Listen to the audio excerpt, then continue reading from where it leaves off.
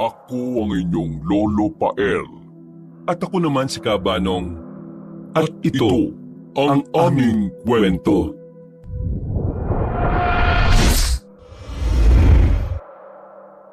Uy, Insan! Ikaw ba yan? Welcome back! Grabe! Laki ng pinagbago mo ah! Totoo nga yatang ibang tubig sa Maynila. Nakakakinis at nakakaputi ng balat eh oh! Sunny? Grabe, Insan. Ang laki mo ah. Wow! Thank you ha! Puro papuri ang sinabi ko sa iyo tapos ako lalaitin mo. Akala mo, hindi masisira yung kutis mo dito ha? Sigurado, bago ka bumalik ng Maynila, mas may team ka ba sa akin? Ito naman oh. Hindi naman kita nilait eh. Ang sabi ko, ang laki mo na. Siyempre, mga bata pa tayo nung huli tayo magkita. Ngayon kasi, mas matangkad ka pa sa akin. Aba, natural lalaki ako eh. Hindi naman yata normal na tumatanda ka tapos lumiliit. Pilosopo ko pa rin talaga. Oo na, paniguradong masaya ka na naman buong bakasyon dahil sa akin. O paano, sumakay ka na. Hinihintay na tayo ni na lolo at lola. Nagugutom na din ako eh. Ang sasarap pa naman ng hinanda nila para sa tanghalian ngayon. O sige, hulaan ko. Seafoods ba yon? Wow! Napag-aaralan din pala sa Maynila ang pagiging manghuhula ha? Loko, hindi. Ibig mo sabihin tama ako? Ang agang nagising ni na lolo at lola para makabang ng sariwang mga laman dagat sa palengke kanina. Eh pati ako pinuyat eh. Nakakatuwa naman kung ganun. Hindi pa din pala nila nakakalimutan yung mga paborito kong pagkain. Nakaw! Kung alam mo lang Insan, bukang bibig ka ng dalawang yun sa mga kumpadre nila. Nagsiselos na nga ako eh. Ikaw talaga oh. Hindi bale, mas magandang lalaki ka naman kumpara sa akin eh. Aba syempre naman. Di hamak na lamang ako ng 10 paligo kumpara sa'yo. Maputi ka nga lang at singkit. Saktong tanghalian nang marating ni na Jericho at Sunny ang bahay ng kanilang Lolo Celo at Lola Clarita. Masaya siyang sinalubong ng mga ito at niyakap ng maigpit. Matapos ang napakahabang taon ng pag-aaral sa Maynila, batid ni Jericho na hindi siya nagkamaling magbakasyon muna doon. Hindi kasi naging madali ang mga huling taon sa buhay niya, lalo na nang mawala ang stepsister niyang si Abigail at siya ang sisihin ng kanyang madrasta. Sa yakap ng mga abuelo at abuela, muling naramdaman ni Jericho ang comfort na kay tagal niya ding hindi naranasan simula nang mamatay ang kanyang ina.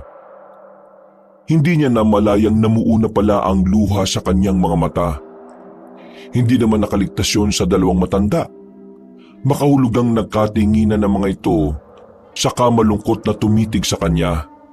Ang Lola Clarita niya ang nagpahid ng luha niya. Nakakaunawa itong ngumiti bago sila niyaya sa loob ng bahay. Ang akala namin ng lola mo eh, hindi mo na kami maalalang bisitahin dito apo eh. Kung alam niyo lang kung gaano ko kayo gustong puntahan, Lolo. Nga lang eh, wala pa kasi akong sapat na ipon na pampamasahin ng mga sandaling yun. Ang ibig mong sabihin ikaw ang gumastos para sa sarili mo. Ganun na nga hula. Huwag ko kayong maglala. Tutulong ako sa bukid habang nandito ako. Hindi po ako magpapabigat sa inyo. Apo, ano ka ba naman? Bakit mo iniisip na magiging pabigat ka? Saka, bakit hindi ka nagsasabi na kailangan mo ng pera? Naghihintay lang naman kami ng lola mo. Nahiya po ako sa inyo, Lolo eh. Nangako kami sa mama mo na hindi ka namin pababayaan. Hindi ka dapat nahihiya. Ano ka ba? Ay siya, kaya mo na. Ang malaga naman naririto ka na ngayon. Babawi kami sa iyo ha. Huwag mong problemahin yung kakainin mo at ibang pangangailangan. Ibibigay namin lahat sa iyo kahit hindi ka magtrabaho sa farm. Maraming salamat to, Lolo, Lola. Ay, walang anuman, Apo. Ikaw talaga, oo. Mahihiyain ka pa rin. Oh, ayan. Tignan mo ang pinsan mong yan. Walang hiya yan. Dapat gayahin mo siya. Ang takaw, hindi ba? Yan ka muna. Bakit nadamay naman ako, Lola? Nananahimik akong kumakain dito ah. Ubusin mo nga muna yung laman ng bibig mo, Sunny. Bago ka magsalita. Nagtatalsikan ng mga kanin oh. Butas ba yung baba mo ha? Ikaw naman Clarita, itong paborito mo na naman ang napansin mo. Panay ka po na matakaw siya ka rin namang luto ng masasarap. Abay siyempre, ayokong nagugutom ang mga apo natin, lalo na itong si Sunny. Aba, ang laki na ng puhunan natin sa kanya ah. Kapag nangayayat yan, hindi natin maibebenta ng mahal yan. Lola naman Lolo Selo. Siya, magsikain na nga tayo. Kahit kailan talaga, maingay kayo maglola kayo. Nakakaya kay Jericho. Nangingiti na lang si Jericho habang pinagmamasdan ng mga ito. Kailan ba siya naupo sa hapagkainan na puno ng saya at tawanan? Hindi yung tipong nagpapakiramdaman lang. Kakausapin lang siya tuwing may itatanong o hindi naman kaya ay pagagalitan o may ibibilin. Kailan nga ba naging makabuluhan ng salo-salo? Hindi niya na maalala. Pero ng mga sandaling yon, habang masayang nagtatawanan ng mga kasama niyang kumakain, parang nalulusaw ang puso niya sa saya. Napagtanto niya, pwede niya palang maranasan ng ganun kagaan na pakiramdam. Unti-unti ay gumuguhit ang masayang ngiti niya sa labi. Batid niyang hindi man permanente pero sisiguraduhin niyang susulitin niya ang bawat araw na kasama niya ang mga ito. Insan, palagi ba kayong ganun ni Lola? Anong ibig mong sabihin? Yung panglalait niya sa akin? Kung ganun kasaya ang malait, gugustuhin kong laitin na lang ako araw-araw. Maranasan ko lang ulit sumayan ng ganun. Teka nga muna. Masaya ka na nilalait ako? Sinasabi ko na nga ba Ano ka ba? Hindi yun ang ibig ko sabihin. Hindi, wala nang bawian. Nasabi mo na. Nasaktan mo na ang damdamin ko do. Seryoso ka ba, Insan? Ang ibig ko sabihin... Uy, teka muna, hintay mo ko. Hindi ganun ang ibig ko sabihin. Uy, Sunny! It's a prank! Ikaw talaga, buwisit ka. Kala ko talaga nagalit ka sa akin Ano ba naman yan? Ikaw kaya mismo yung seryoso sa buhay. Nandito ka na. Walang puwang dito yung drama kaya magsaya tayo. Kalimutan mo muna yung mga hindi magagandang pakiramdam. Mag-relax tayo, no? Atin tayo ng mga bailehan. Tama-tama. May mga fiesta dito sa susunod na buwan. Pwede ka nang uminom, di ba? Hindi ka na minor. Hindi pa ako nakakatikim ng alak pero sige, game ako dyan. Ayun! Ganun dapat. O tara na. Uy, teka, saan? Sa inuman. Pero ang aga pa, nakakayakin ng lolo't lola. Biro lang. Tara na sa bukid. Umanap tayo ng may tutulong natin sa mga magsasaka doon. Sige, tara. Pero pwede ba mamaya pagkatapos natin doon, akyat tayo sa bundok? Namimiss ko na kasing puntahan yung ilog na madalas nating tambayan noon Mangangapa ulit ako ng mga pitik na hipon. Teka, meron pa ba nun? Aba, mukhang hindi ka pumupurol sa pangangapa. Pero, oo nga no, ang tagal ko na din hindi nagagawa yun Hindi ko nga alam kung okay pang ilog doon. Mabuti pinaalala mo. Mas mabuti siguro na doon na lang muna tayo pumunta ngayon. Ha? Sigurado ka? Paano yung gawain sa bukid? Ano ka ba, Insan? Hindi naman talaga tayo required na magtrabaho doon. Sapat ang mga magsasaka ni na lolo at lola para sa lahat ng gawain doon. Sobra-sobra pa nga Ganun? Ano palang gagawin ko dito? Ikaw, anong ginagawa mo sa araw-araw? Gusto mo malaman? Teka, anong araw ba ngayon? Bukas tulungan mo ako sa gawain ko. Tingnan natin kung gaano ka katigasin, Insan. Ha? Hindi kita maintindihan. Basta, bukas malalaman mo. O paano? Tara na sa taas. Sige na nga, tara na. Habang binabaybay ang daan patungo sa bundok, hindi mapigilan ni Jericho ang magbalik tanaw sa kanyang nakaraan noong doon pa siya naninirahan. Nakaraang puno ng masayang alaala bago pa yon naging miserable. Bago pa tuluyang masira ang mood niya ay marahas na siyang nagpabuga ng hangin. Sumunod na lang siya kay Sunny. Napansin niya naman agad ang sapa na may malakas na agos at sariwang tubig. Dahil doon, kaya nalaman niyang buhay pa din ang ilog. Nagmistula silang mga batang sabik sa tubig ng sandaling yun. Hindi na nakapaghintay si Sunny at sa tubig na talaga siya dumaan. Nagsimula na kasi itong magkalkal ng mga maliliit na bato. Hindi alintana kung mabasa man ang buong katawan. Habang si Jericho naman ay unang pinuntahan ng puno ng guyabano na hitik sa bunga. Kahit nag-almusal naman na ay bigla siyang natakam sa lasa nun. Sobrang tagal na kasi simula nang huli siyang makatikim nun. Diyan ka ba muna, Insan? Akit na ako sa taas, ha? Tingnan mo, oh. Sagana pa din pala tong sapa. May nahuli akong pitik pero maliit pa eh. Ibig sabihin, may mas malaki ba dyan? Pakawalan mo na lang muna yan para lumaki pa. Oo nga. Wala din tayo makakain dito eh. Maghanap ka na lang ng paglalagyan ng hipon pag akyat mo, ha? O sige, maghanap ako. Dalan mo ako ng guyabano. Ang daya mo. Diyan ka talaga sa puno kumain, ha? Para kang unggoy eh. Che, inggit ka lang.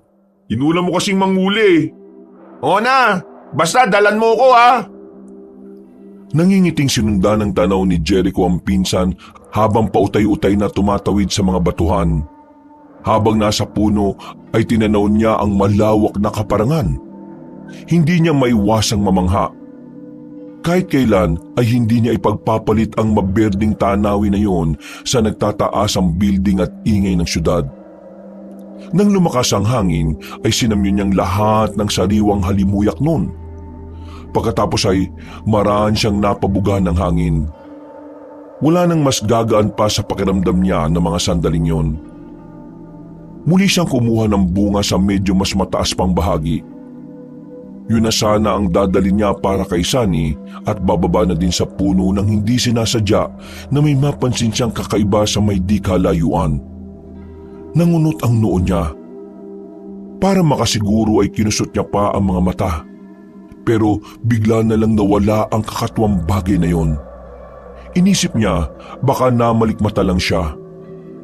Parang may nakita kasi siyang ulo na nakasilip mula sa lupa.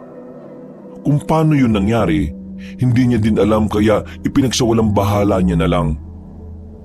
Oh, nasa na yung lalagyan natin? May nakuha na akong dalawa. Tingnan mo, ang lalaki. Wow, ang bilis mo naman. Sakto, pagdukot ko doon sa isa, sumama yung isa eh. Aba, ayaw magbitawan ng sipit. Magjowa pa yata tong dalawang to eh. Tama-tama, magsasama kayo sa hirap at ginawa. Oh, ito na lang damit ko ang gawin nating lalagyan. Itatali ko na lang to sa mga manggas. Gaya nung ginagawa natin nung malilit pa tayo. O sige, pwede na yan. Eh kesa makawala pa to, no? Ikaw naman ang manguli. Kakainin ko na yung dala mong prutas. Hinog na ba yan? Oo, tingnan mo naman oh, ang lambot na. Eh, paano ko naman malalamang malambot kung titingnan ko lang? Pilosopo, try mo na din kainin ng hindi sinusubo. Baka kaya mo. Mas malakas pala amas mo sa akin, Insan eh. Nalasing ka na kagad sa isang guyabano lang. Mali ka, nalasing ako sa lakas ng ugoy dun sa taas ng puno. Umangin ba naman ng malakas kanina eh. Para tuloy akong naliliyo eh. Nahihilo din pala ang unggoy. Ang alam ko sa mga unggoy, malaki at bilugan ng mga mata. Gaya ng sayo, Insan. Traulo. Hanggang sa nagpasya na nga si Jericho na lumusong sa tubig. Nung una ay nanginginig pa siya dahil sa natural na lamig. Pero nang magsimula na siyang makakapa ng naglalakihang mga hipong tabang, bigla ay tumaas ang enerhiya niya at ginanahang lumublob ng tuluyan sa tubig. Tulad ng pinsang si Sunny, na makakuha siya ng 2 piraso ay umahon muna siya para itabi yun sa lalagyan. Habang umaahon ay natatakam siyang tinitigan ng 2 maiitim at naglalakihang mga hipon. Hindi naman nalalayo ang lasa noon sa nakasanayang hipon ng mga tao. Sadyang para sa kanya ay mas malalaki lang yon. malaman at di hamak na mas matatamis. Ayos! May masasabuan tayo mamaya. Kaya nga siguro matagal nang walang nangunguha ng mga pitik dito. Sobrang lalaki na kasi niyan Insan. Siguro nga, ang bilis ko lang ding makahuli kanina eh. Panigurado, mas marami pa sa kaloob-looban ng batong yan.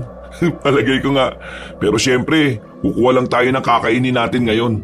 Tama. Yung sapat lang. Teka, anong amoy yun? Ang baho Dito nga muna sandali ah. Oh, saan ka pupunta? Maglalabas lang ako ng sama ng loob. O sige na, manghuli ka lang doon para makauwi na din tayo kaagad. Buisit ka. Ikaw yun Ha? Ang alin? Sus, maang-maangang ka pa. Pamatay ang utot mo, Insan. Nanununtok sa ilong. Nakikiamoy ka lang dyan eh. Nag-iinarte ka ba? Di bali nang hindi makaamoy. Baho talaga. Baka pangapaan na nga lang uli. Tuluyan na nga nawala si Sunny sa nagtataasang mga damo at puno.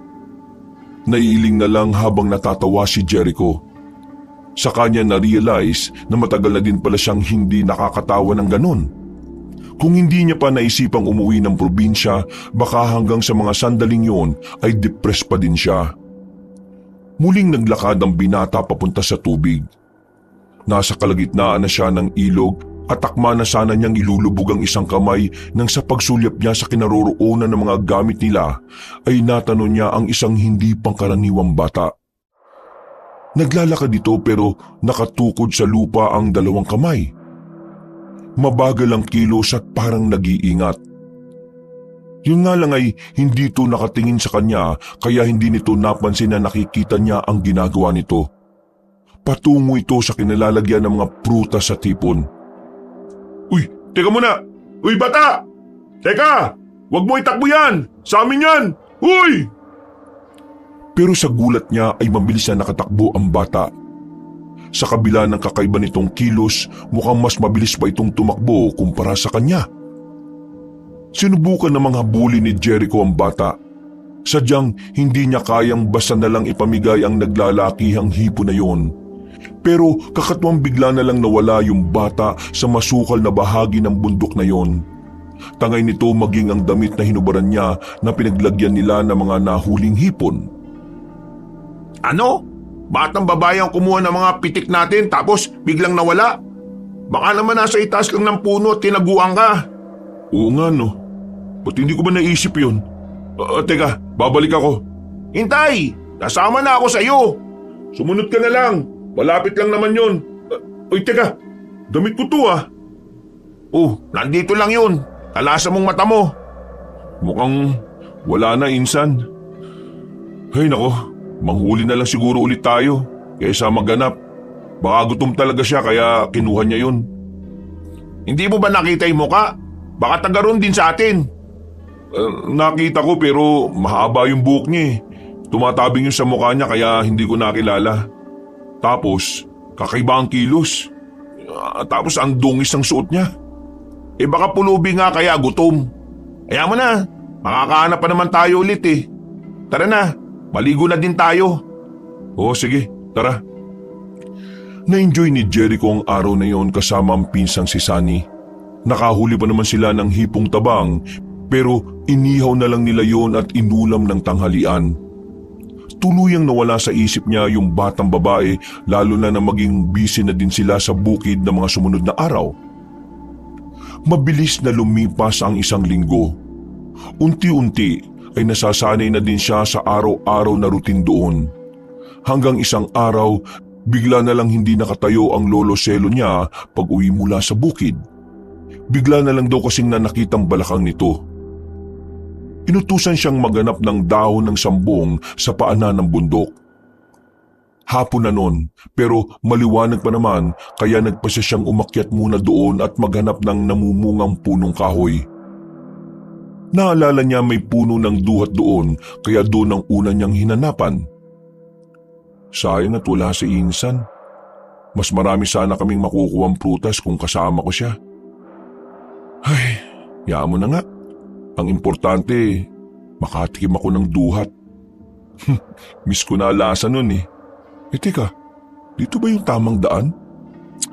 Susundan ko na lang siguro mamaya yung agos ng tubig. Hindi naman ako maliligaw dun. Ay, sa wakas, natagpuan din kitang puno ka.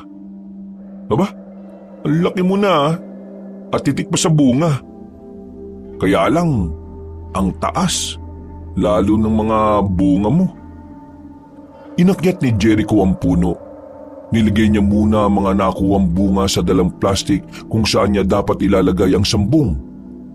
Nasa puno pa lang siya ay nakakarami na siya ng kain. Kung hindi pa parang namamanhid na ang dila niya sa pakla, ay hindi pa siya hihinto sa pagkain. Pababa na sana siya nang muntik na siyang mahulog dahil sa nakita.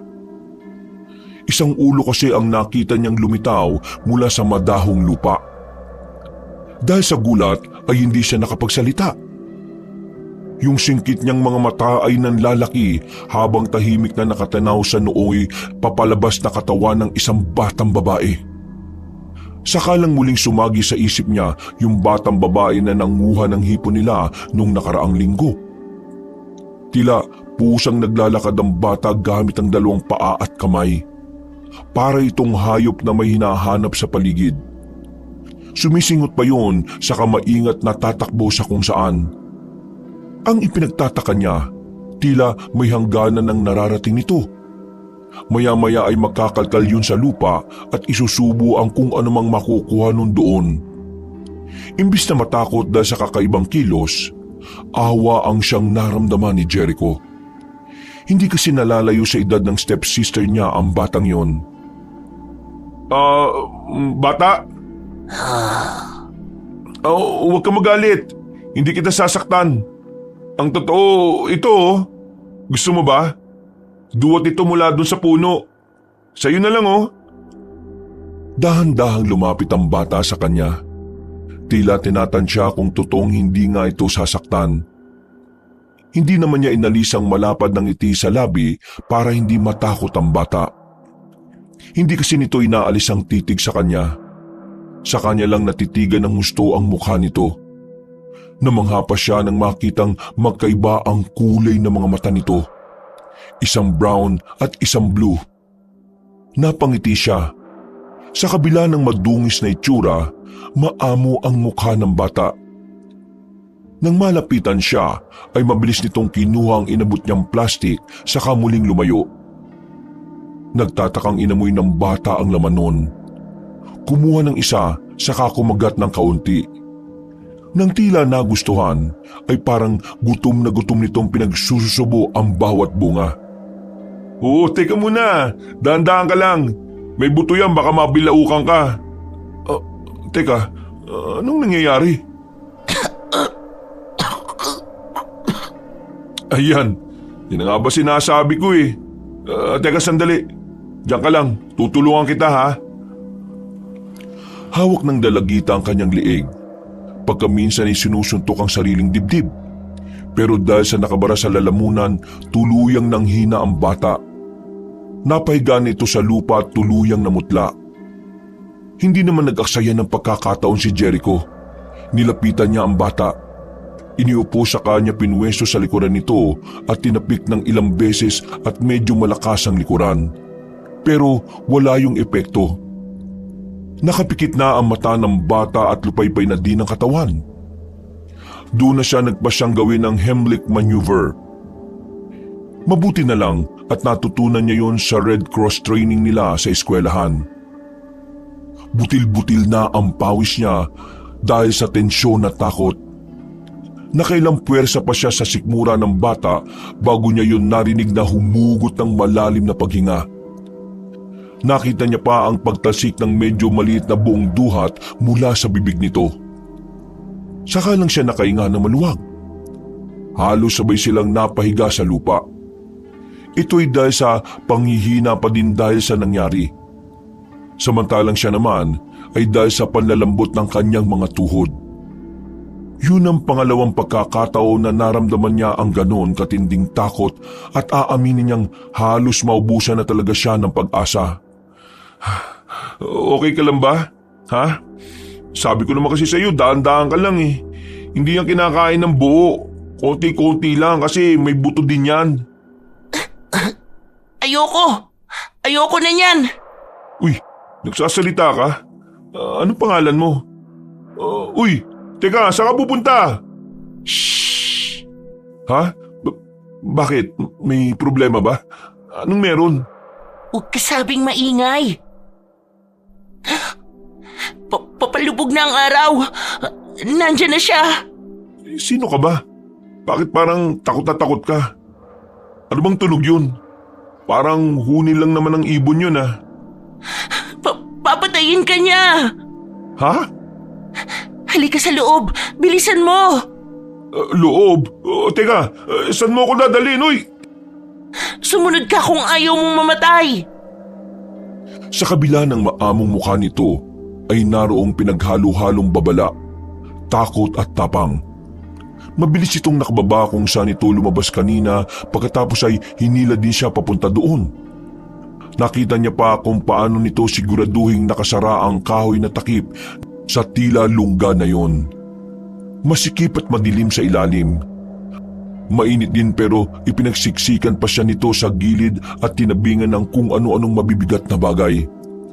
Sinakluban din siya ng sako nito sa ulo at saka sinabihang wag na wag mag-iingay o kikilos.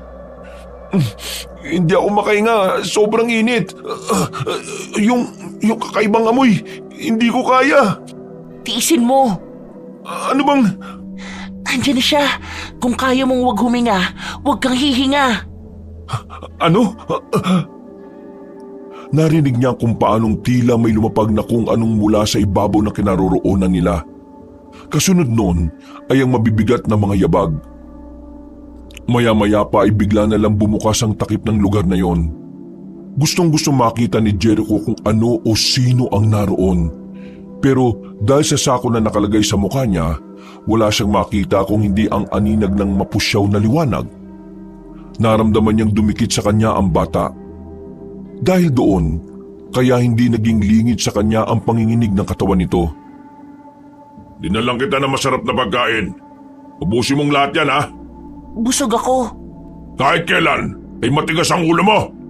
Ipagpatuloy mo lang yan para ikaw ang susunod na magiging hapunan ng mga kapatid mo. Prutas ang gusto kong kainin, Ama. Hindi sariwang karne. Napakahina mo kahit kailan. Pinili ko yan para sa'yo. Yan ang pinakamasustansya sa lahat. Walang aswang na kumakain ng prutas, hangal. Teka, ano yung amoy na yon ha? Itong dala mo, hindi mo ba alam kung gaano kalakas ang amoy ng dugo nito? Napakalansa! Buhay na dugo ang naaamoy ko. May tao bang naligaw sa lugar na ito? Kung meron man, siguradong nasa paligid lang. Hindi siya malayo sa lugar na ito eh. Marahil tagapatag. Hanggat hindi niya ako nakikita, ligtas ang buhay niya. Pero hahanapin ko siya at magpapakita ko. Ano sa palagay mo? Mahusay ka, Ama. Kahit matigas ang ulo mo, matalino ka sa Rina. Maganda ka. Sa susunod na kabilugan ng buwan, magsasanay kayo ng mga kapatid mo. Oras na para ibalik nyo sa akin ang pabor. Ang walang maiuuwing pagkain, ang siyang gagawin kong habunan. Malakas na bumagsak ang pintuan. Kasunod noon ay ang tila paglipad ng malaking nilalang mula sa itaas nila. Saka pa lang niya narinig na nakahinga ng maluwagang bata. Siya na mismo ang nag-alis ng sako sa ulo niya. Pero gusto niya yung pagsisihan. Paano'y tila buong katawan ng bata ang wala ng balat ang bumulaga sa kanya. Mabuti na lang ay hindi niya ugaling sumigaw sa tuwing magugulat siya. Dahil kung nagkataon, maririnig ng kung sino mang nilalang na naroong kanina ang lakas ng boses niya. Tao? Katawan ng bata? Kumalma ka nga. Paano ko kakalma? Anong nilalang ba yun at paanong... Hindi, kumakain kayo ng tao. Mga cannibal ba kayo ha? Cannibal? Ano yun?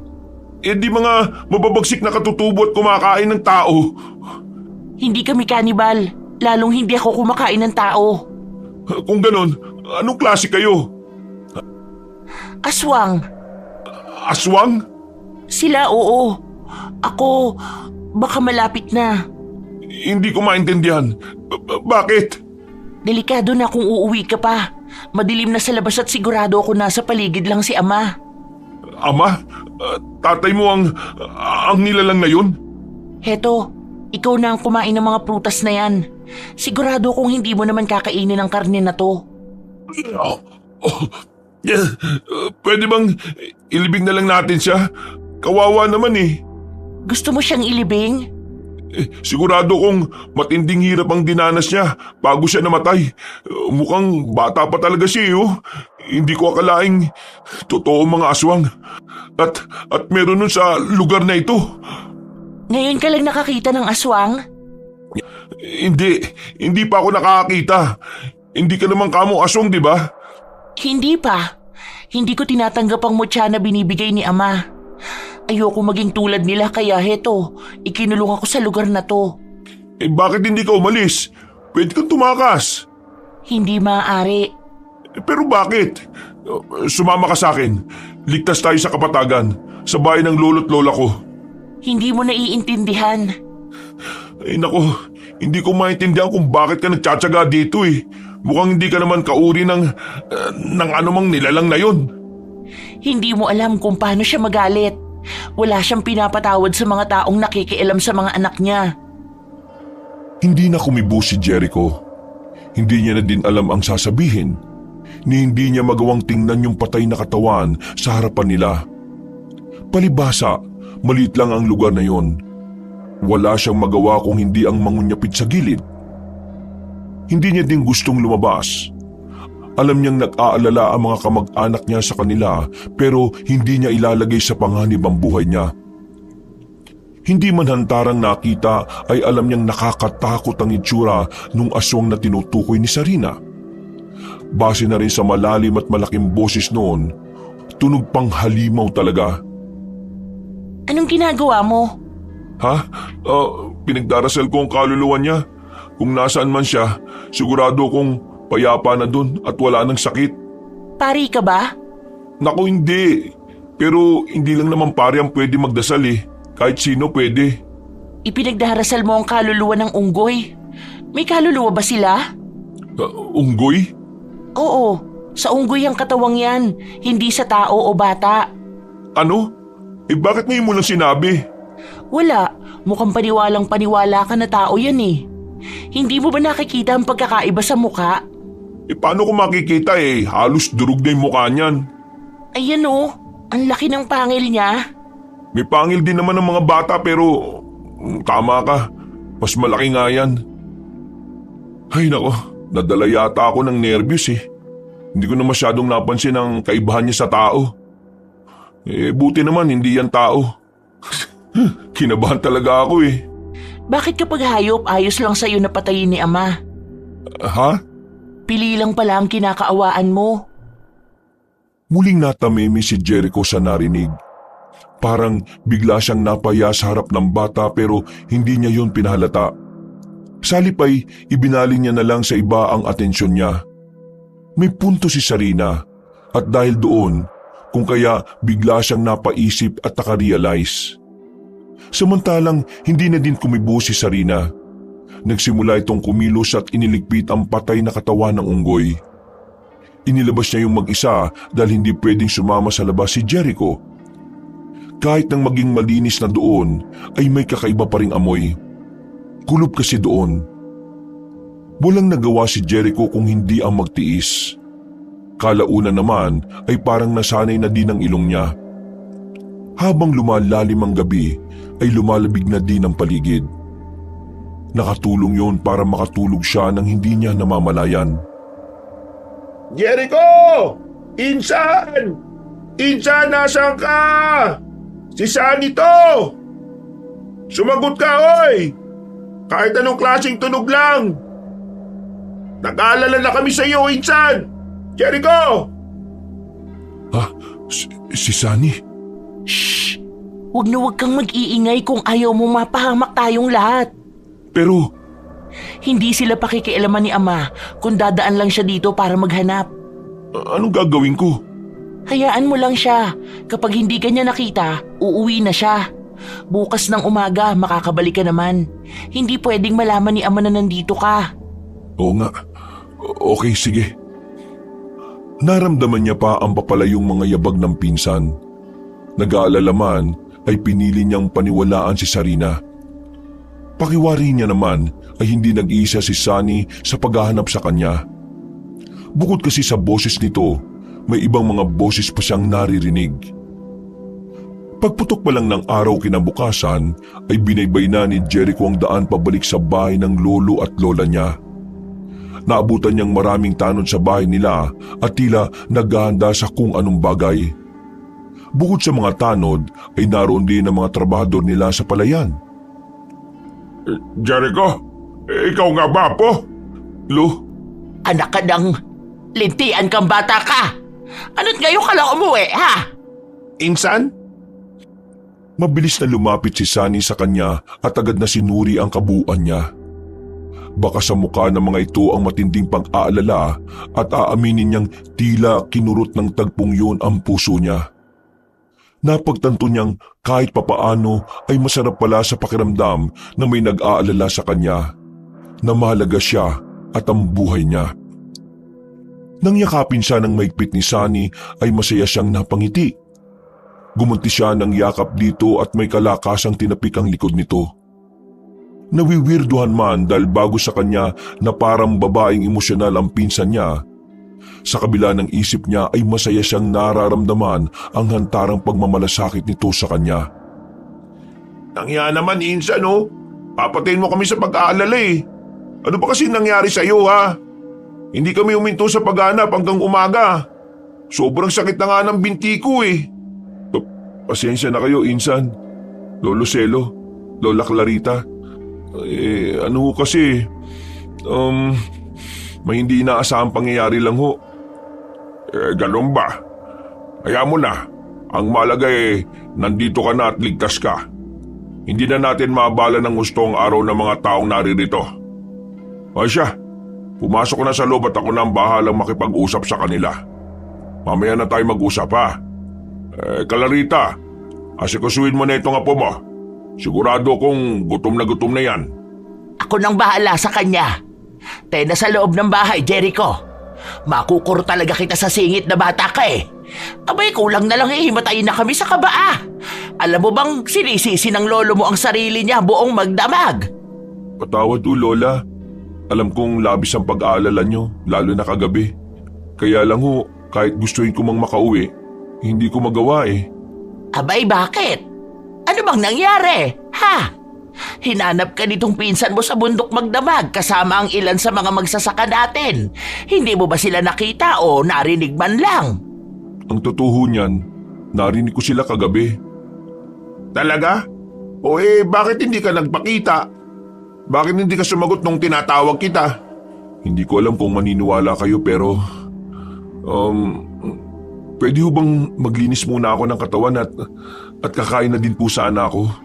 Wala po akong kain mula pa kagabi. Uhaw na din po ako. Ay, oo nga pala. O siya, sige. Maglinis ka na muna sa banyo. Sane, iho. Mabuti pa'y maghain ka nang makakain na tayo ng almusal. Opo, Lola. Mabuti na lang at nakauwi na si Insan. Kahit papano bumalik na yung gana ko sa pagkain. Pagkatapos maglinis ng katawan, ay muling bumalik si Jericho sa sala. Naroon na sa hapagkainan ang lolo't lola niya pati na si Sunny. Napag-alaman niyang nakalis na din lahat ng mga taong naroon kanina. Naghahanda pala kasi ang mga ito para sa gagawing dapat na paghahanap sa kanya buong araw. Tinapos muna ni Jericho ang pagkain nila bago niya ikinuwento ang buong pangyayari. Ayaw niya kasing masira ang gana ng mga ito sa pagkain, lalo na yung isasabi niya doon yung pagkukwento sa parte kung kailan niya nakita ang binalatang katawan pala ng unggoy. Habang nagkukwento ay matiim namang nakikinig lahat ang tatlo. Walang emosyon sa mukha ng mga ito kaya hindi niya matansya kung naniniwala ba sila sa sinasabi niya o hindi. Sa huli ay makahulugan lang na nagpalitan ng tingin ng mga ito saka marasa nagsipagbuntong hininga. Yun po ang dahilan kaya hindi ko na ginawang lumabas pa. May punto din naman ho si Sarina. Narinig ko kung gaano kabagsik yung aswang na tatay niya eh. Hindi ko lubos akalain na nariyan pa pala siya. Pero mabuti naman at hindi na talaga siya nakikialam sa mga tao. Mabuti na lang at walang nangyari sa iyo, Apo. Kahit pa hindi siya nakikialam, abay nariyan pa rin siya. Hindi siya tumupad sa kasunduan, Selo. Clarita, nasa harapan tayo ng mga apo mo. O ano naman? Ngayon pa ba natin ililihim ang lahat gayong alam na din naman kahit nitong si Jericho ang tungkol sa halimaw na yon? Teka ho muna. May aswang sa bundok? At alam nyo yun, Lo? Anong kasunduan no ang sinasabi nyo? Matagal niyo na po bang alam ang tungkol sa mga aswang na yon? Nako, mahabang kwento mga apo. Handa ho kami makinig kahit hanggang bukas pa, Lo. Hindi ko kasi lubos maisip na hinayaan nyo kaming magtungo dun, lalo na kagabi. Gayong alam nyong may mapangalib na aswang pala dun. Sade, Apo, hindi ganon. Mali ang pagkakaintindi mo. Di itama nyo ho. Handa naman kami makinig eh. Hindi ba, Insan? Ha? Oo, tama. Nakahanda po kami makinig. Ay, nako. Ganito yon. Binatilyo pa lang ako ay kalat na ang tungkol sa aswang na si Alan. Ang sabi-sabi, nag-aalaga siya ng mga batang pulubi na ginagawa niyang aswang. Kalaunan, tinawag na mga atikulan ng mga batang aswang na yon. At alam niyo ba kung ano ang mahika na kasama ng sumpa ng mga batang yon? Hindi sila tumatanda. Ang ibig niyo pong sabihin, yung kasama ni Jericho buong magdamag isang atikulan? Hindi pa siya aswang. Yun ang sabi niya sa akin. Kaya nga, hindi siya kumakain ng mga hilaw na karne. Pwede ba yun? Ang tagal niyang naninirahan doon? Posibleng hindi siya kumakain ng karne. Paano siya nabubuhay? Posible yon, iho. Maraming bungang kahoy sa bundok. Meron ding mga prutas. Kahit na ho, hindi ako naniniwala sa batang yun. Kung ayaw niya maging aswang, bakit hanggang ngayon nandun siya? Pinapakagat lang nun si Jericho.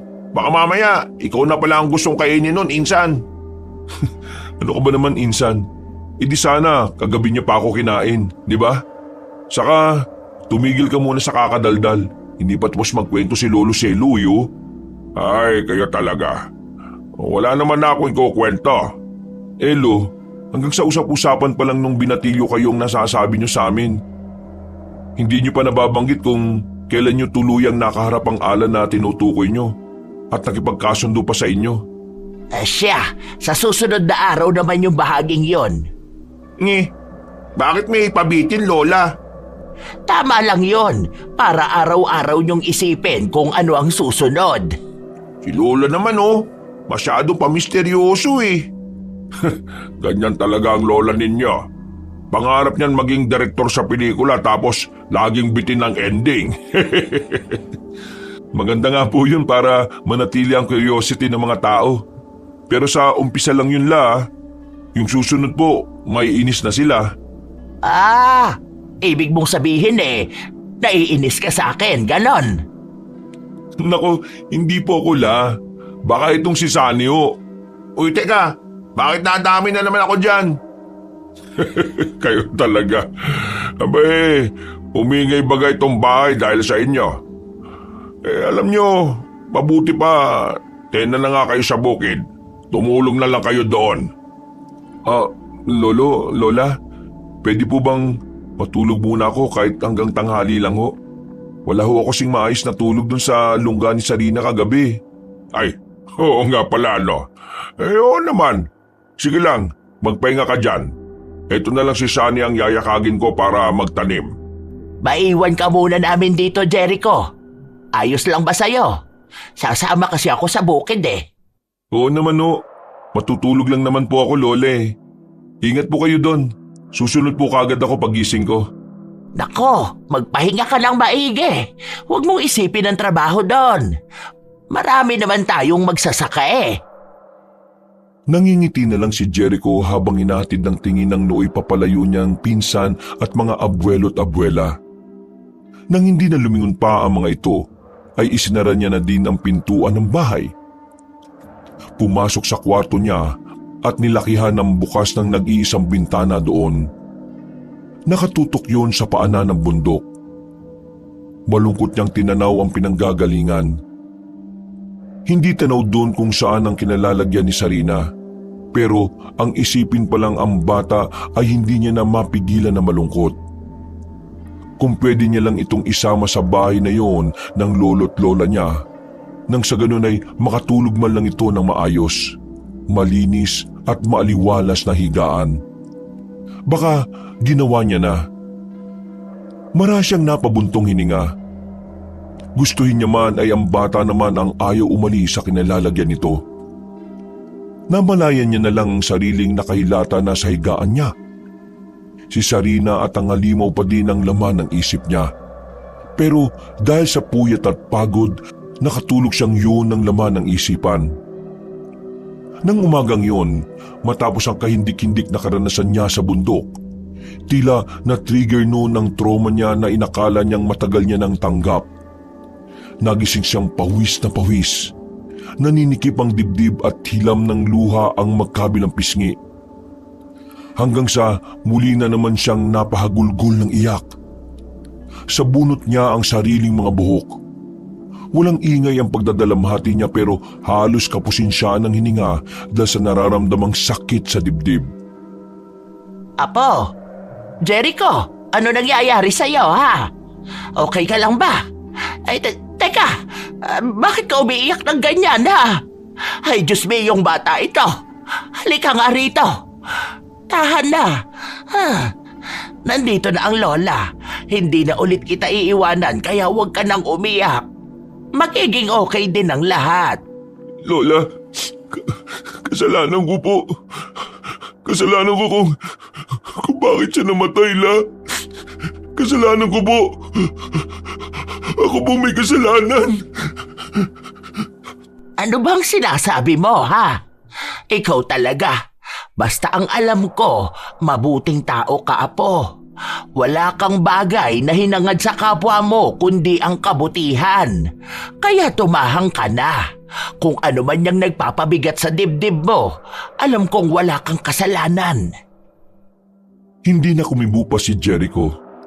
Kahit papano ay napagaan ng malamyos na tinig at mabuting pananalita ng kanyang lola ang isip at puso niya. Sa loob ng ilang taon, bitbit niya sa dibdib ang bigat na nangyari sa stepsister niya. Siya kasi ang sinisisi ng sariling ama at madrasta sa nangyari dito. Nasagasaan ito habang papatawid sa labas ng eskwelahan nito. Malinaw na malinaw pa sa alaala niya ang pangyayari ng tanghaling tapat na yon. Tila kahapon lang nangyari. Tanda niya pa, kauwi niya lang noon matapos ang ilang araw sa field trip sa Vigan. Siya ang sumundo sa kapatid sa eskwelahan para na din supresahin ito sa dala niyang pasalubong. Hindi niya naman akalain na bigla na lang itong tatawid nang makita siya. Sasalubungin sana siya nito ng yakap, pero hindi na yun nangyari dahil tumilapon na ito sa ere nang biglang mabundol ng rumaragasang sasakyan. Hindi niya naman sana sisisihin ang sarili kung hindi lang ibinuntun sa kanya ng sariling ama ang galit nito sa driver na hindi na nila nahuli. Kung hindi daw sana niya pinuntahan ng kapatid at hinayaan na lang ang yaya nito na sumundo, hindi daw may excite ng gano'n ng kapatid niya. Hindi daw sana magmamadaling tumawid at baka buhay pa. Simula nga noon ay sinisi niya na din ang sarili. Hindi man kasi maayos ang samahan nila ng stepmother niya. Malapit naman siya sa nakababatang kapatid at talaga namang prinsesa ang turing niya dito dahil na din sa layo ng agwat ng edad nila. Oh, insan. Aba, anong nangyari sa mga mata mo? Parang sabay na pinapak ng ipis yan ah. Ha? Ito? Baka dahil nasobran lang sa tulog. Ah, ganyan ka pala kapag napupuyat at nasosobrahan sa tulog. Nangangamati sa mga mata. Takti, ang sagwating na ninsan. Nagmukha kang inchik na ilaw eh. Sige lang, pagtawanan mo lang ako. Makakabawi din ako sa'yo. Saka na, kapag umayos na yung mga mata mo, no? Halos maging guhit na lang yan eh. Teka, aanuin mo nga pala yung mga yan. Bakit nilalagay mo sa basket? Ito ba? Wala, i-display ko lang dito. Insan naman, ako ba bang lolokohin mo? Kanino mo nga dadalin yan? Teka, may nililigawan ka na, no? Sus, ang baduy mo naman. Prutas talaga. Padaming bulaklak sa garden si Lola, no? Bakit hindi ka nalang pumitas dun? Ano bang pinagsasabi mo? Wala akong nililigawan. Saka, marami naman itong mga prutas natin. Magdadala lang ako ng kaunti. Para kanino nga? Sasabihin mo, isusubong kita na nagpupuslit ka ng mga pagkain. Ito naman, huwag ka nang mag-ingay dyan. Sige na, para kay Sarina yan. Ano? Yung aswang na bata? Anong aswang? Hindi pa nga siya aswang. Kaya nga prutas at gulay lang ang kinakain niya eh. Pero kahit na, bakit mo siya bibigyan ng pagkain? Munti ka na nga mapahamak dahil sa kanya eh. Insan, wala siyang kasalanan. Ako ang nanghimasok sa bahay niya. Ang totoo, pinagtakpan at niligtas niya nga ako sa aswang na yun eh. Naawa lang talaga ako sa kanya. Alam kong gutom na siya. Naalala ko kasi sa kanya yung kapatid ko. O na, sige na. Pero magtatakip si Ilim na eh. Ngayon mo talaga yan ibibigay? Hindi kaya nababaliw ka na, Jericho? Ano ka ba? Siyempre hindi ngayon. Bukas ng umaga. Pagputok ng araw, saka ko to ihahatid sa kanya. Ikaw ang bahala. Basta kapag hindi ka na naman nakababa huwag kang umasa na hahanapin pa kita. Yan na nga din ang sasabihin ko sa'yo. Huwag niyo akong hahanapin kasi mas delikado para sa inyo. Pagkatapos sa mga nalaman ko, talaga namang pasensyahan na lang tayo Ayoko pang malapa ng aswang, no? Matapos maiayos ang dadalhin para sa kinabukasan, ay hinanda na din ni Jericho ang iluluto para sa hapunan nila. Nagsalang muna siya ng sinaing, saka nagbalat at naghiwa ng mga gulay. Dinadalaw ng antok kaya nagpasya na lang muna siyang lumabas at magpahangin. Mula sa kinaroroonan ay tanaw niya ang madilim at malawak na palayan. Kalmado naman siya at kampante nang bigla na lang napansin niya ang weirdong galawan ng mga palay. Tila may kung anong nasa ilalim ng mga yon, nasa liwaan ang mga kilos. Hanggang sa makita niyang papalapit na sa tapat ng inuupuan niya ang pagkilos. Biglang dumagungdong sa kaba ang dibdib niya. Dala ng pagkabigla ay hindi na siya nakakilos. Hanggang sa biglang lumabas mula sa nagtataasang tanim ang isang maliit at itim na baboy. Mukha namang hindi susugod sa kanya dahil gumilid lang sa pilapil at doon na ulit tumakbo. Mara siyang napabuga ng hangin. Babawi pa lang sana siya sa paghinga habang tinatanaw ang papalayong baboy ramo nang bigla na lang may dumamba doon. Isa yung maliit, payat at madungis na bata. Hindi nito alintana ang nipis ng katawan dahil tila malakas itong di hamak sa hayop. Agad nung kinagat ang liig ng baboy ramo. Dahil nakatalikod yun sa gawin niya, kung kaya hindi nito napansin ang presensya niya. Patuloy lang ito sa pagpangas. Tila mabangis at gutom na hayop na nilalapa ang liig ng kaawa-awang biik. Hindi! Bitiwan mo yan! Hoy! Ayaw mo makinig Itong sa'yo! Sinubukan niyang batuhin ang bata. Natamaan naman ito sa ulo. Dahil doon ay napahintuto sa ginagawa. Mahabang segundo yung walang kibo. Pero maya-maya pa ay dahan-dahan ang umikot ang ulo noon at diretso siyang tiningnan. Muling nahigit ni Jericho ang paghinga. Halos malaglag ang panga niya nang mapagmasdan ang kabuuan ng bata. Duguan ang mukha nun. Para din yung aso na umaangil ng mahina. Halatang galit sa ginawa niyang paggambala dito. Bukod doon, ang mas nakapagbigay ng matinding kilabot sa kanya ay nang ilabas nito ang mga ngipin. Maliliit yung pero matatalas. May hahalintulad sa ngipin ng isang pating. Namumula din ng mga kakaibang itsura ng mga mata at mukhang handang umatake anumang oras. Umalis ka dito! Alis! Bakit? Ha? Atake ka? Sige, halika dito! Sumugod ka nang maturuan kita ng leksyon! Anong... Nang bigla na lang humangin sa bandang ulunan niya. Pagtingala ay nakita niya ang isang nilalang na may malapad na pakpak. Malakas yung pumagaspas at yun ang nagdulot ng malakas na masangsang na hangin. Napanganga siya nang mapagmasdan yun. Hindi yung basta ibon dahil may mga binti yun na parang sa tao. Sa pagkakataong yun ay tuluyan na siyang ipinako sa kinatatayuan. Nanginig ang mga tuhod niya sa takot. Ang laki ng pagkakanganga niya. Nang ibaba niyang tingin para tingnan sana ulit ang kakaibang bata ay wala na yun doon. Maging yung biik ng baboy ramo ay wala na din. Kalimutan mo na ang nakita mo kung ayaw mong mapahamak. Naintindihan mo ba, bata? Wala kang nakita. Maging ako'y hindi mo nakita. Ikaw, ang boses na yan, ikaw yun. Kung ganon, kilala mo ako? Ha? Hindi kita kilala. Hindi kita nakita. Huwag kang lalapit. Bakit? Natatakot ka bang tangayin kita at ipakain sa mga anak ko? Ha? Pakiusap, huwag mo ko saktan. Hindi ko ipagsasabi kahit kanino ang nangyari ngayong gabi. Yan, ganyan nga bata. Masunurin ka naman pala eh. Diyan ka ba nakatira kina Cielo at Clarita? Sigurado kong matanda na sila at mahina. Umalis ka na. Sinabi ko na wala akong nakita, di ba? Mabuti't nagkakaintindihan tayo. Tumawa siya at tumalikod sa kanya. Muli nitong ibinuka ang pakpak sa kalumipad na mabilis. Para yung agila sa liksi ng kilos. Hindi nun kinailangang ipagaspas ng paulit-ulit ang pakpak para umangat sa ere. Tila may sariling gravity ang katawan noon para kusang umangat nang hindi gumagamit ng matinding puwersa. Ilang beses na napalunok ng laway si Jericho.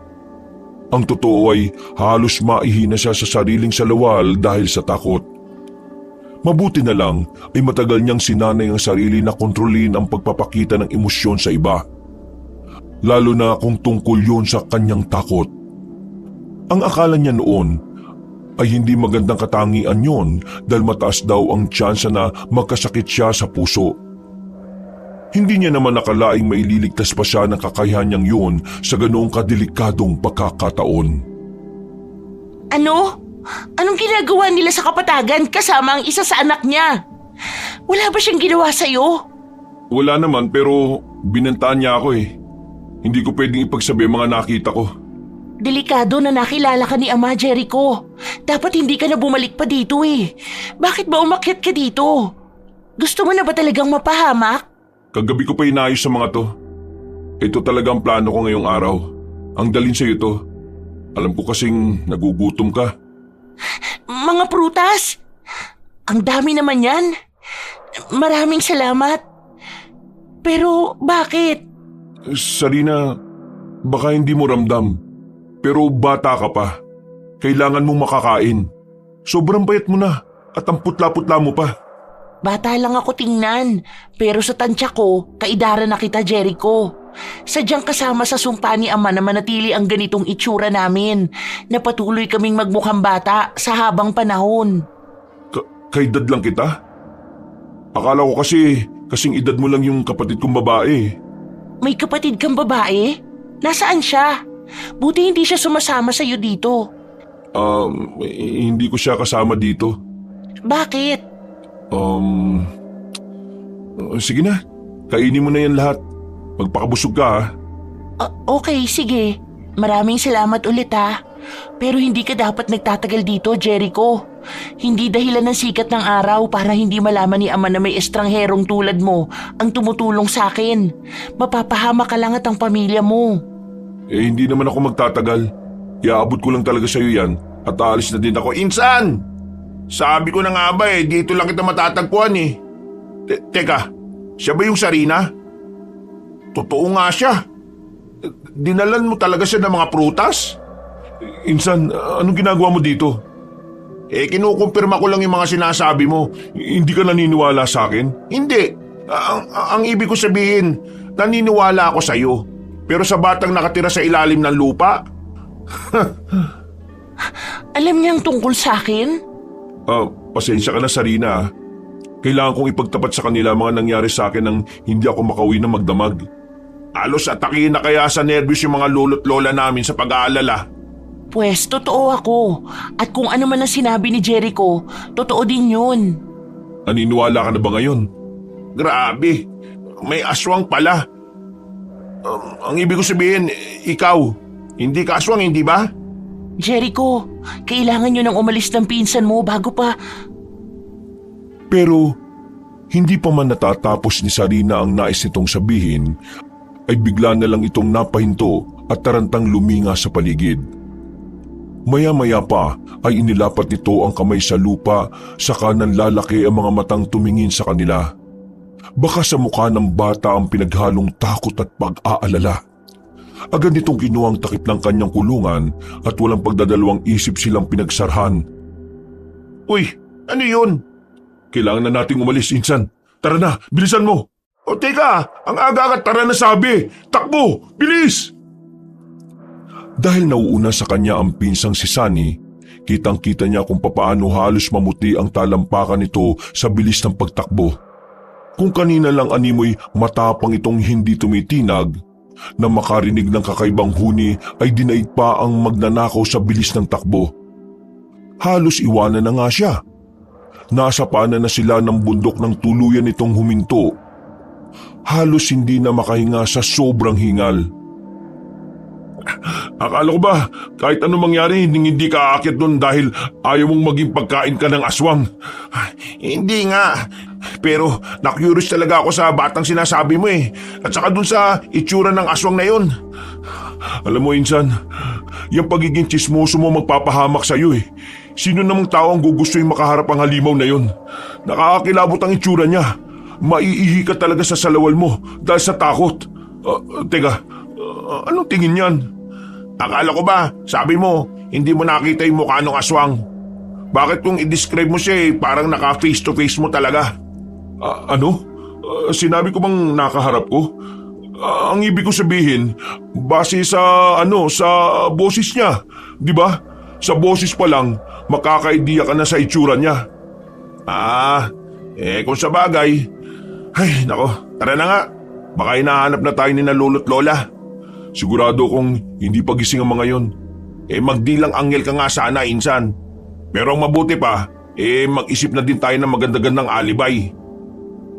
Tumungo siya at sumang-ayon sa sinabi ng pinsan. Upang hindi pagdudahan ay namitas na din sila ng sambong na matagal nang pinapahanap sa kanila ng kanilang lolo Selo. Pag-uwi ay nadatnan nila ang lola nila sa garden nito. Maagang naglilinis at nagdidilig doon. Magtatanong pa lang sana ito nang makita ang dala nilang sambong. Sa halip ay ngumiti na lang ito at hindi na nagsalita pa. Lumipas ang ilang araw na wala nang napansing kakaiba si Jericho sa paligid. Naging tahimik at payapa na ulit ang munti nilang nayon. Pero kahit na ganon ay hindi pa rin nakakalimutan ni Jericho ang tungkol sa aswang na nakaharap niya. Yun nga lang ay hindi kasi siya nagpapatangay sa takot. Sa loob ng 2 linggo ay 4 na beses naakyat ng bintana si Sarina para dalhan ng pagkain. At sa bawat pagkakataong yon ay kasakasama na niya si Sunny hanggang sa hindi na nila namamalayang nagiging malapit na pala sila sa isa't isa. Ang pag-aakyat lang ng pagkain ay naging bonding na din nila. At hindi sila makapaniwalang magpinsan na hindi lang basta batang isinumpa si Sarina. Matalino siya, may sense kausap, may kakaibang tapang at paninindigan. Kung ganon, may hangganan lang ang pwede mong marating. Kaya ba hindi ka makalis sa lungga mo na yan? Tama ka, Sunny. Ang sino mang alaga ni Ama na hindi handang sumunod sa kanya, magiging ganito sa akin. Nakakulong at walang kalayaan. Hindi nyo man kita dahil mga normal na tao kayo, pero ang totoo, may isang mataas na harang ang naghihiwalay sa akin sa mundo sa labas. Hindi ka ba pwedeng magpanggap na susundin mo siya? Para lang alisin niya yung kung ano mang harang na nilagay niya? Hindi yun basta-basta. Sa oras na pumayag ako sa kagustuhan ni Ama, wala na akong pwedeng ilihim sa kanya. Malalaman niya ang laman ng isip ko. Maririnig ang bawat sinasabi ko. Ultimo paghinga ko, kaya niyang malaman. Ay nako, wala na bang ibang paraan para maputol ang sumpa? Pasensya ka na kung kailangan kong itanong to sa Rina. Hindi ko lang kasi maintindihan kung paano ka napunta sa sitwasyon na to eh. Gayong hindi mo naman pala gusto. Dahil sa utang na loob, iniligtas ako ni Ama sa bingit ng kamatayan. Nagising ako na nandito na ako sa sitwasyong ito. At para matapos to, kailangan mamatay ni Ama. Pero, imposible yun. Walang sino man na makakapatay kay Ama. Hindi siya kayang patayin ng kahit na anong sandata. Paano mo naman nasabi yan, Sarina? Lahat ng nilalang sa mundong ito ay may kahinaan. Yun lang ang kailangan nating malaman para matalo natin siya. Oh, teka muna. Ano to? Mamamatay aswang na tayo ngayon? Nagpaplano na talaga tayo kung paano papatay ng halimaw na yon? O bakit, Insan? Ayaw mo bang ialis si Sarina sa sitwasyon niya ngayon? Akala ko pa naman... Wow! Grabe! Totoo ba? Alam nyo, noon ko pa yan na-imagine ang sarili ko bilang isang superhero eh. Si Super Ingo o si Pedro Penduko. Ano, may costume ba tayo ha? Anong plano? Shh! Kumalma ka nga, Insan. Ano bang pinagsasabi mong costume dyan? Hindi tayo magko-costume. Hindi tayo naglalaro dito, no? Lalong hindi ito palabas. Buhay natin ang itataya natin dito. Hindi nyo kailangan gawin to, Jericho. Gusto ko tong gawin, Sarina. Hindi ko maatim na pabayaan ka dito. Ayoko lang may madamay na ibang tao sa pagkamiserable ko. Kaya ko pa naman. Alam kong nilalabanan mo lang na maging katulad nila. Hindi ka masamang tao, Sarina. Kailangan mo ng tulong. At higit sa lahat, kailangan ng matapos ang kasamaan ng halimaw na yon. Sigurado ka ba? Oo, matagal ko na din pinag-isipan to. Pero Insan, paano natin tatalunin yun? Gaya nga ng sinabi ko, kailangan lang nating hanapin ang kahinaan niya. Ay, bahala nga kayo. Mukhang hindi ko naman na kayo mapipigilan eh. Pero, Jericho, mag-iingat kayo ah. Saka tama tong pinsan mo. Kung gusto nyo talaga akong tulungan, kahit alam ko namang imposible, kinakailangan yung protektahan ng pagkakakilanlan nyo. Tuso si Ama, hindi niya man kayo mabalikan, sigurado ko ang mga mahal nyo sa buhay ang pupuntiriyahin niya. Itam, ako nang bala sa magiging costume natin, Insan. Ano ba't naging tropa kong kilalang mananay sa kabilang ibayo? Sigurado ko magiging exciting to. Napailing na lang si Jericho at lihim na natawa. Kung paano kasing sabihin ni Sunny ang mga plano nito, para bang a-attend lang sila ng isang costume party ng mga superhero ang tema. Hindi pa yata sumisiksik sa utak nito ang kapahamakang susuungin nila kapag nagkataon. Aaminin niya, naroon ang alinlangan sa puso niya. Pero sa tuwing tititigan niya si Sarina at ang kalagayan nito, may kung anong kumukurot sa puso niya. Hindi niya may kakaila na sa likod ng isip niya, umaasa siya na baka sa paraang yon ay tuluyan niya ng mapatawad ang sarili sa nangyari sa kanyang nakababatang kapatid. Bago umuwi ang magpinsan ng araw na yon, ay maingat na nilang pinag-usapan ang magiging plano nila. Mabuti na lang at kahit papaano ay alam ni Sarina ang ilan sa kahinaan ng nilalang. Pagdating sa bahay ng kanilang mga lolo at lola ay normal lang ang naging pagkilos nila. Napagkasunduan na kasi nilang hindi ipapaalam sa mga ito ang planong pagpapalaya kay Sarina mula sa kulungan nito. Pero sadya nga yatang kahit may mga edad na ay matitinig pa rin ang mga ito. Alam niyo ba kung anong ginagawa ninyo, ha? Abay, kung hindi pa ako nadaan sa patahian ni Osme, hindi ko malalaman ng tungkol dito. Mag-iingat naman po kami. Tama po si Sunny la. Kaya nga ho kami nagpagawa ng pamprotekta namin sa katawan at sa katauhan namin. Walang silbi yan sa mga alan. Lubhang mapanganib at tuso ang halimaw na yon. Bakit ba hindi na lang kayo mamuhay ng tahimik? Huwag nyo nang pasukin ang mundong hindi nyo naman alam kung gaano kapanganib. Pero hindi ko humaatim na pabayaan si Sarina doon. Kawawa naman ho siya. Hindi niya ho gusto yung mapunta sa sitwasyon na yon. Kung hindi ko siya tutulungan, wala pong ibang gagawa nun para sa kanya. Jericho, apo. Clarita, darling. Sa palagay ko naman may sapat na dahilan itong apo natin. Saka, matanda na siya para makapagdesisyon. Isa ka pa. Alam mo din ba ang tungkol dito, ha? Nako, hindi. Ang sa akin lang, nauunawaan ko ang pinanggagalingan ng apo mo. Siguro, imbis na pigilan natin siya, bakit hindi na lang natin tulungan? Selo. Ano ka ba naman? Alam mo kung gaano kahirap ang malagay sa sitwasyon na yon, hindi ba? Oo, nandun ako. Pero baka nakakalimutan mo. Naubos ang pamilya mo dahil sa... Pero walang mawawalang pamilya sa mga apo natin ngayon. Bakit? Magpapatalo ba tayo sa alan na yon? Hindi naman, hindi ba? Lolo, Lola. Ano pong ibig niyong sabihin na danas ni Lola ang hirap na makulong? Danas niyo po ba maging... Tama ka, Sani. Dati akong bihag ng alan. Gaya ng sinasabi ninyong Sarina. Ang lolo ninyo ang nagligtas sa akin, pero buhay ng pamilya niya ang naging kabayaran ng paglaya ko. Ho? Teka muna. Nilabanan niyo yung aswang na yon, Lo? Sinubukan ko, apo. Pero hindi ko siya kinaya kaya tumakas na lang kami nitong si Clarita. Ang kaso, pinuntiryan naman niya ang pamilyang naiwan ko dito. Sa galit ko, nagiganti ako sa kanya. Pinuntahan ko ang lungga ng mga anak-anakan niya at tinaniman ng bomba. Nang akma ko ng pasasabugin nakipagkasundo siya sa aking hindi na kami guguluhin maging ang mga tao dito kahit na kailan. Mahirap pabitawin ng pangako ang isang alan. Hindi kasi nila pwedeng baliin ang mga pangakong binibitawan nila. Isa yan sa kahinaan nila.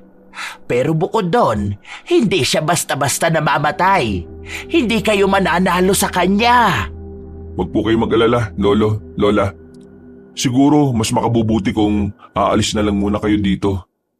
Buo na po ang pasya ko Ililigtas po namin si Sarina mula sa halimaw na yon. Nako, huwag niyo kaming alalahanin ng lola ninyo. Kaya pa namin ang sarili namin. Yan ang lolo ko. Walang inaatrasan. Matibay ang buto-buto. Kaya idol ko kayo, Lo O talagang bata ka O siya, kung buo ng loob ninyo, sumama kayo sa akin mamaya. May pupuntahan tayo. Walang nagawa si Lola Clarita kung hindi ang marahas na mapabugan na lang ng hangin. Baka sa mukha niya ang pag-aalala at pagtutol. Pero wala na siyang magawa.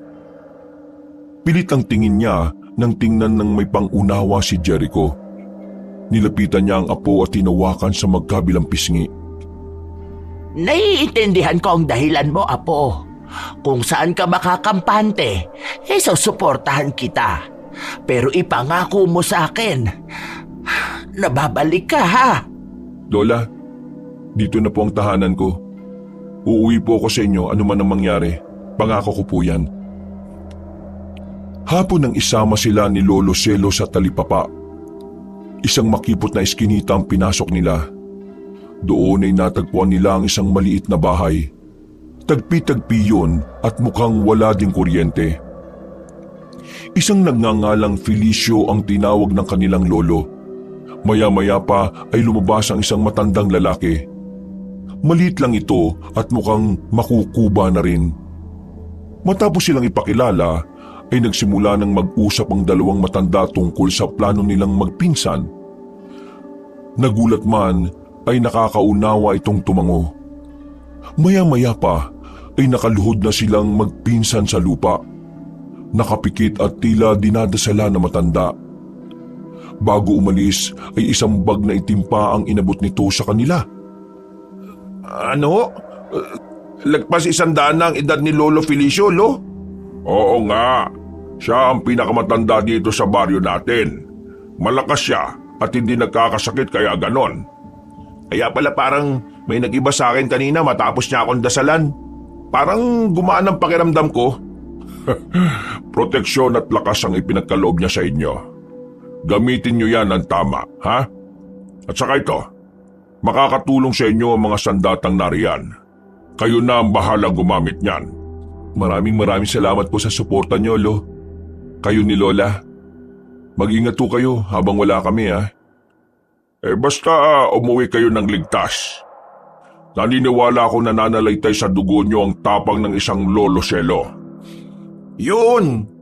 Hindi ka mabibigo sa amin, Lo. Sisiguraduhin namin sa pagbabalik namin ni Insan, ligtas na ang baryo natin. Lalo na yung mga batang palaboy mula sa pangaalipin ng aswang na yun. Ganyan nga po.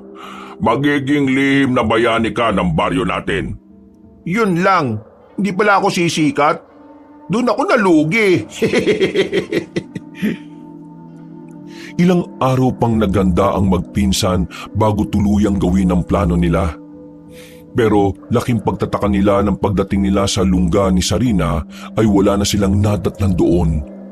Bukod sa sira ang takip ng kulungan nito, magulo ang mga gamit at may mga bakas din ng dugo sa ilalim. Lintik, Insan. Nauli na yata tayo ng dating. Saan kaya nagpunta si Sarina? Hindi kaya... Imposible yun. Hindi siya sisira sa usapan natin. Hindi siya sasama sa...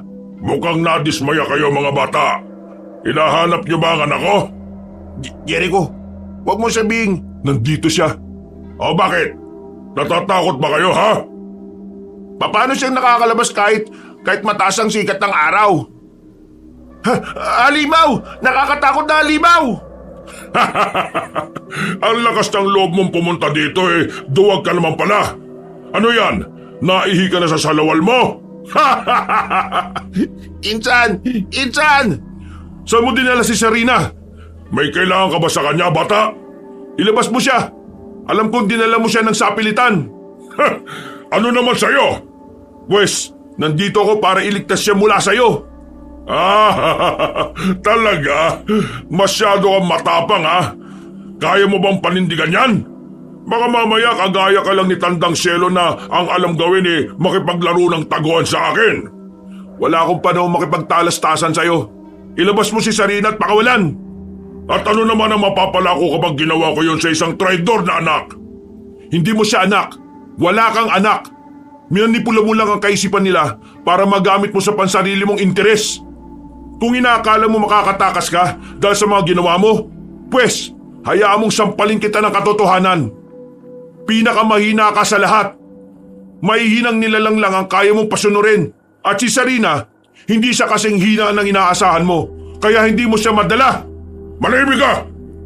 Anong alam mo sa akin, ha? Mortal ka lang. Pwede kitang patayin ngayong nasa teritoryo kita. Bakit? Dahil mahina ako at alam mong hindi kita kaya?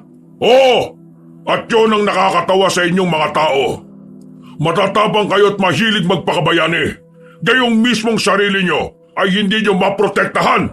Mga ipokrito! Huwag mong ibalik sa akin yan. Gusto mo talaga siyang iligtas? Sige, iligtas mo siya. Bilisan mo lang dahil baka mahuli ka na. Anong ibig mo sabihin? Anong ginawa mo kay Sarina?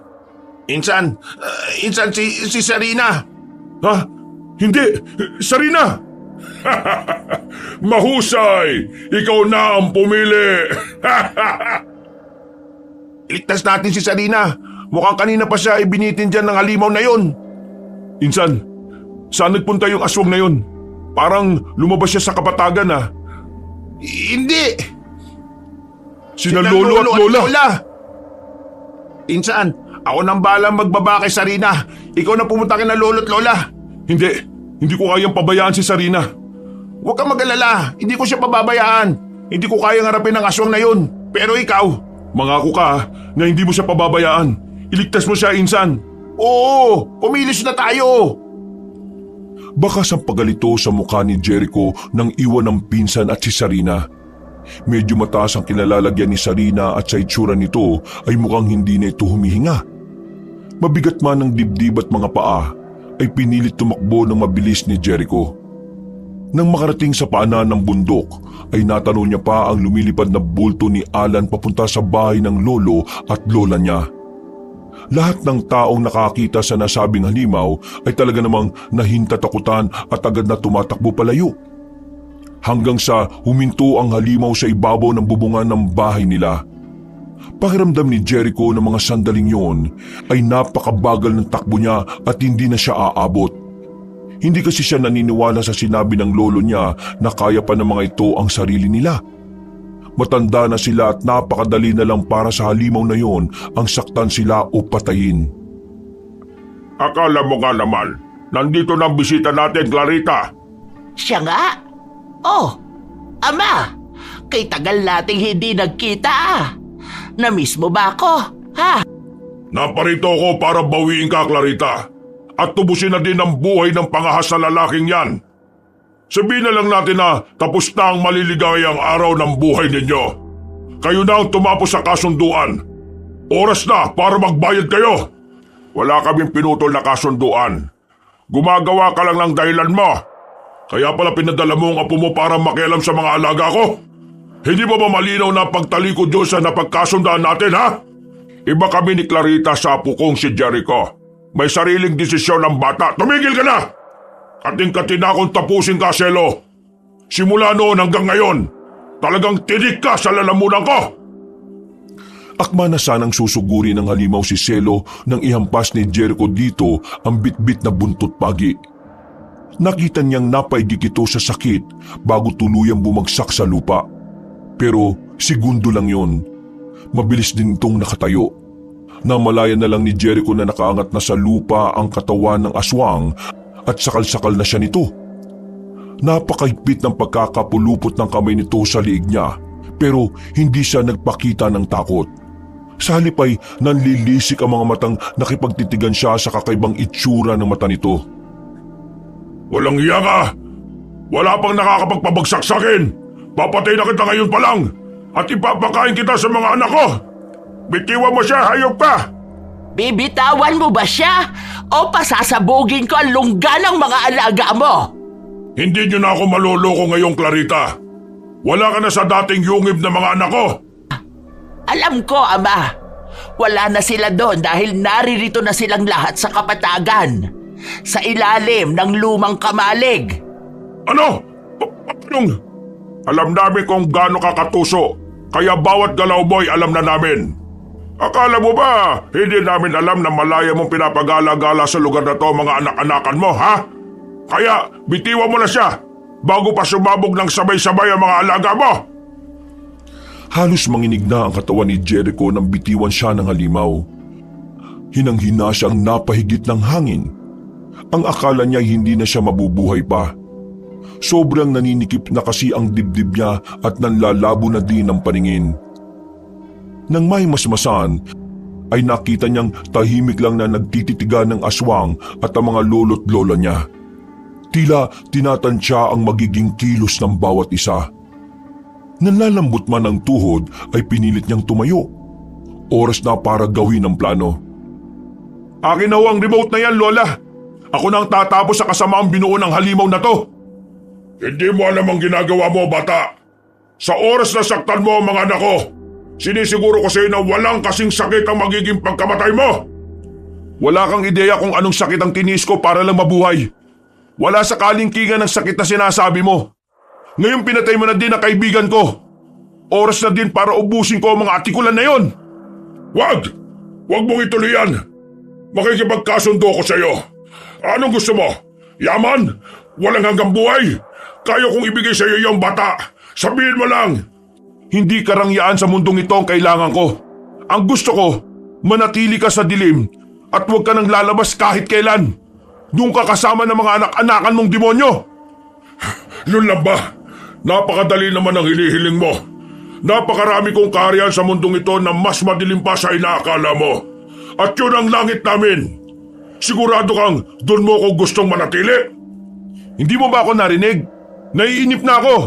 Sige. Masusunod. Basta ibigay mo sa akin ang bagay na yan. Gusto ko makita ang paglubog mo sa lupang kinatatayuan mo. Saka ko lang ibibigay sa iyo ang bagay na ito. Gusto kita. di hamak na mas mauta ka kaysa sa sarili mong lolo. Sige, pagbibigyan kita sa ngayon, bata. Tila lagusang papuntang impyerno ang bumukas sa paanan ni Alan. Doon ay daan-daang lumubog ang katawan nito. Pero imbis nakakitaan ng pagkatalo sa muka, ay nakangisi pa ito na parabang may binabalak na mas malaki kumpara sa kanila. Napangisi din naman si Jericho.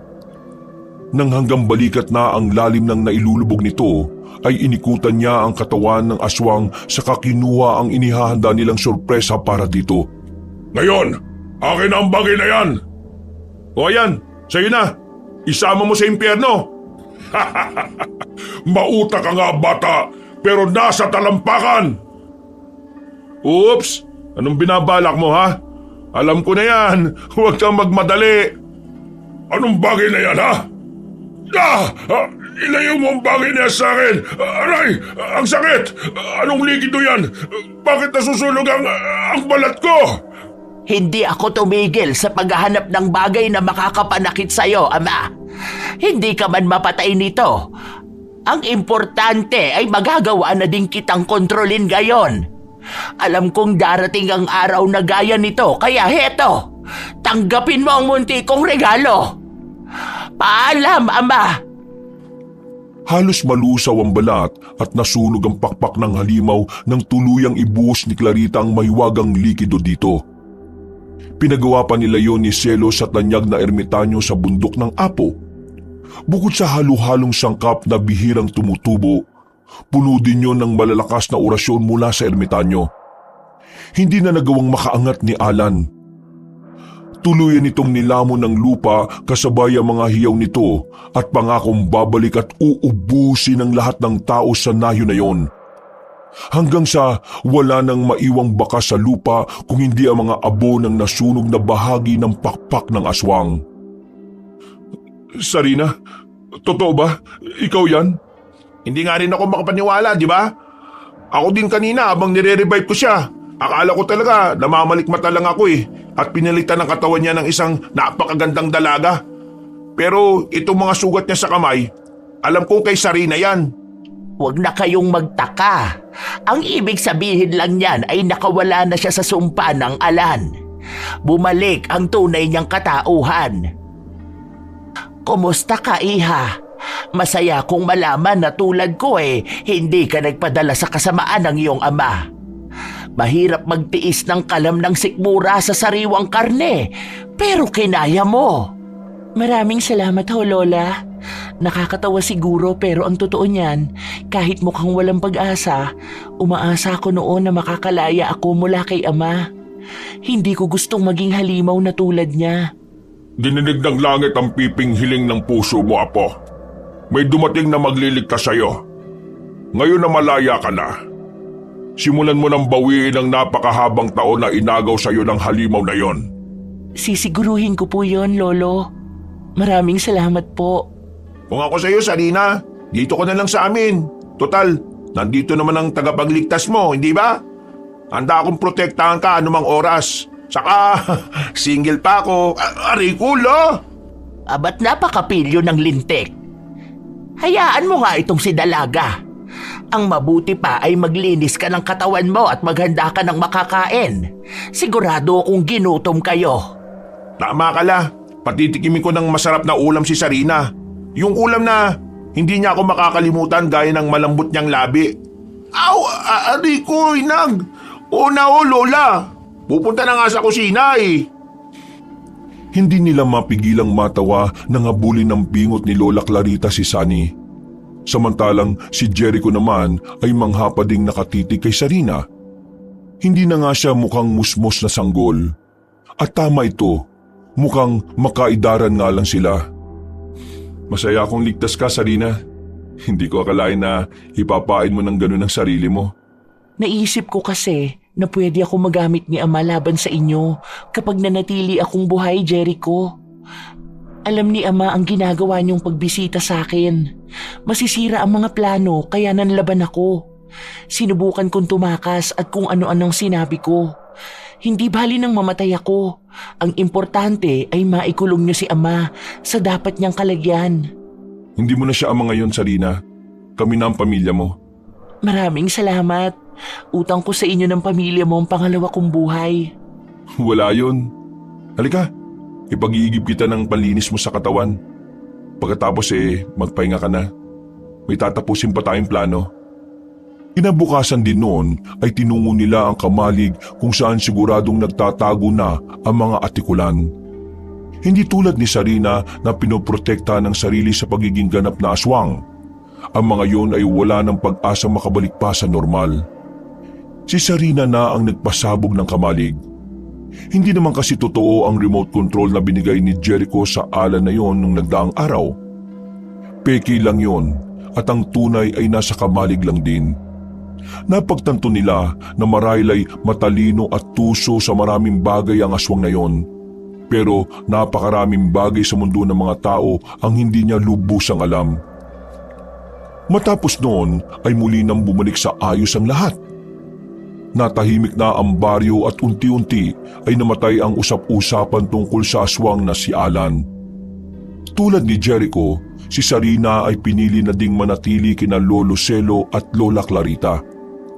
Doon ay ramdam niya ang pag-aalaga at pagmamahal ng mga ito. Tila nga daw siya na ang apong babae na minsang pinangarap na mag-asawa. Insan, napapansin ko, parang mas close pa sa'yo si Sarina kaysa sa akin na tagapagligtas niya. O sadyang mabilis ka lang talaga at mabagal ako. Ano ba pinagsasabi mo dyan? Parang kapatid ko lang si Sarina. Alam mo yun. Noon kasi mukha naman talaga siyang bata Pero ibang usapan na ngayon, no? Ay nako, ewan ko sa'yo. Bahala ka mag-isip. Sige na, umamin ka na kasi. May gusto ka din sa kanya, no? Oo na, mabagal ka kasi. Inuna mo pa yung pagpapakitang gilas. Tsaka, obvious naman na ako din ang type niya. Aray ko naman, insan. Para mo na akong sinapak niya na. Pero sige, kita ko naman na ikaw talaga ang gusto niya Ayos lang yun. Kayo naman ang unang nagkakilala Basta ang malaga, ako naman ang first kiss niya at hindi ikaw. Ano? Anong first kiss? Naalala mo yung sinabi ko nung nire-revive ko siya? Minout to mouth ko siya noon kasi parang hindi nga siya umihinga. Grabe, ang lambot ng labi. Aray! Lambot ng labi Etong kamao ko, halikan mo. Aray, ang labi ko naman. Ko naman talaga insan Hindi na mabiro.